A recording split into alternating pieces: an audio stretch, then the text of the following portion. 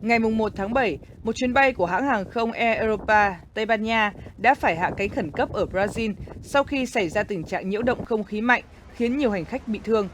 Theo Air Europa, chiếc máy bay Boeing 7879 Dreamliner của hãng này đã gặp tình trạng nhiễu loạn mạnh khi đang trong quá trình từ thủ đô Madrid của Tây Ban Nha đến thủ đô Montevideo của Uruguay. Ít nhất 30 người đã bị thương do sự cố này. Chuyến bay mang số hiệu UX045 này sau đó đã buộc phải chuyển hướng và hạ cánh khẩn cấp tại sân bay Natal, Đông Bắc Brazil để xử lý tình huống. Các hành khách bị thương đã được đưa tới bệnh viện ở Natal để được chăm sóc y tế.